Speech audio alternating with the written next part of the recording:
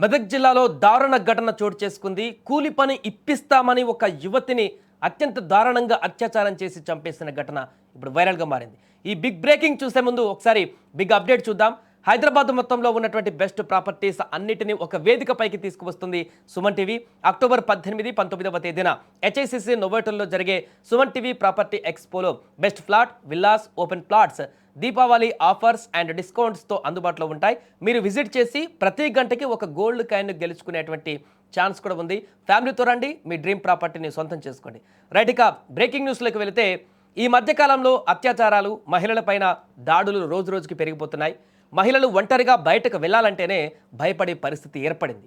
పేదరికాన్ని, ఆర్థిక అవసరాన్ని ఆసరగా చేసుకొని కొందరు కామాంధులు వారిపై పైశాచిక ఆనందాన్ని పొందుతున్నారు.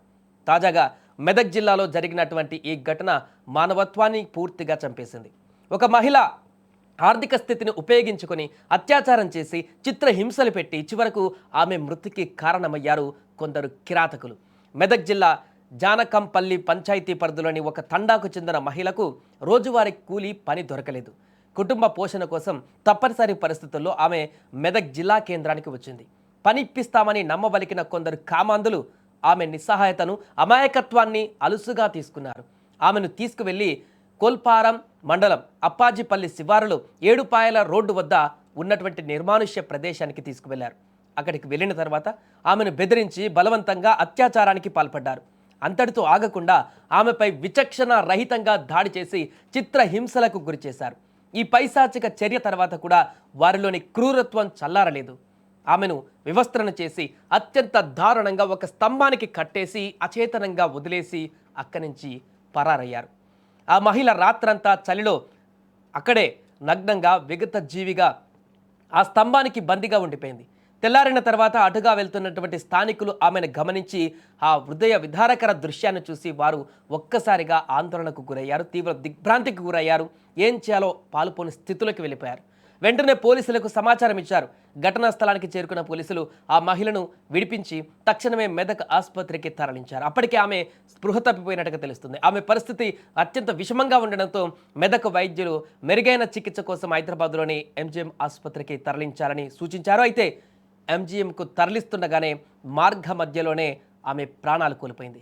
కూలి పని ఇప్పిస్తానని నమ్మించి అత్యాచారం చేసి చిత్రహింసలు పెట్టి ఆమె మృతికి కారణమైన ఈ ఘటన స్థానికంగా తీవ్ర విషాదాన్ని నింపింది. మహిళ కుటుంబ సభ్యులు ఇచ్చిన ఫిర్యాదు మేరకు పోలీసులు కేసు నమోదు చేశారు. ఈ ఘటనకు కారకులైన దుండగులను ఎట్టి పరిస్థితులను కూడా క్షమించరాదంటూ కూడా అక్కడున్న వారందరూ కూడా ఆగ్రహం వ్యక్తం చేస్తున్నారు. ఇక గాలింపు కూడా కొనసాగిస్తున్నారు పోలీసులు. అన్ని CC కెమెరాలను కూడా పర్యవేక్షిస్తున్నారు. అమ్మాయిని ఎక్కడి నుంచి తీసుకొని రావడం జరిగింది, ఏ ప్రాంతానికి ఎలా తీసుకువచ్చారు, అన్ని జల్లడ పట్టి CC కెమెరాల్లో ఈ యొక్క దుండగులను, రాక్షసులను పట్టుకునేందుకు గాలింపు చర్యలు కూడా కొనసాగిస్తున్నారు. ఇలాంటి కామందులకు, ఇలాంటి రాక్షసులకు బహిరంగంగానే శిక్షించాలంటూ కూడా, బహిరంగంగానే వారి అంతు చూడాలంటూ కూడా అక్కడ ఉన్నటువంటి స్థానికులకు అందరూ కూడా తీవ్ర దిగ్భ్రాంతి వ్యక్తం చేస్తున్నారు, ఆగ్రహం వ్యక్తం చేస్తున్నారు. ఈ ఘటన ఇలా జరిగింది ఏంటి అని చెప్పేసి అలాంటి అచేతన స్థితిలో చూసినటువంటి ఆ రోజు ఉదయం అచేతన స్థితిలో చూసినటువంటి పరిస్థితిని చూసి ఇప్పటికీ వారు ఇంకా ఒళ్ళు గగుర్లు పొడుస్తున్నట్టు కూడా చెప్తున్నారు.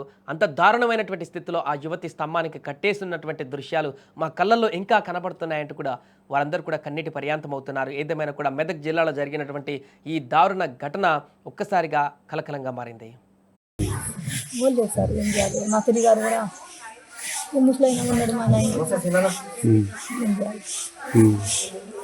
నేనే పెద్దాను, ఇంకా మా ఆయన కూడా లేడు, ఒక కొడుకు ఒక బిడ్డ అన్నాను కూడా సార్. నేను మా అన్న అన్నీ చేసినాం కానీ మసేజ్ కాకపోతే ఎట్లా చేయాలి, ఏం చేయాలి అని రోజు కూలి పోతుంది. ఇంట్లో చేతి లేదంట, అట్లనే పోయిందంట. నైట్ ఊరికి వెళ్దామంటే వాళ్ళు వేస్తలేవు, చేస్తలేట్టు అంటారు. ఒక్కరు ఏం చేయాలి? తమ్ముడు భయం పడ్డాడు. ఒక్కరిని ఆడలేం కానీ నేను కూడా సపోర్ట్ చుట్టాల ధర ఆడపోయారు. నేను చుట్టాల ధర ఆడపని కూడా రాత్రి పొదలు వస్తారు, మూమెంట్స్ కలుస్తారని తెలుసు. ఆడికి మేము ఫుడ్ లింక్ బండిని ఫోటోలు చేసి మా వాడికి అల్లుడు ఆడుతుంది. జలాల్పూర్ కంగోజీ మొత్తం తిరిగి ఇచ్చాను, కొత్త వెళ్ళేసుకున్నాను. అంటే 1 గంట 12 గంటలకు వెళ్తాను. చెల్లెకు కమ్మలు, మట్టలు, చైనులు, ఇది అవి ఏమంటారు మట్టలు కూడా లేవు. పుస్తలు లేదు, తాళ్ళు లేదు, గొచ్చు లేదు, కడాలు లేవు, కమ్మలు లేవు, ఏం లేదు.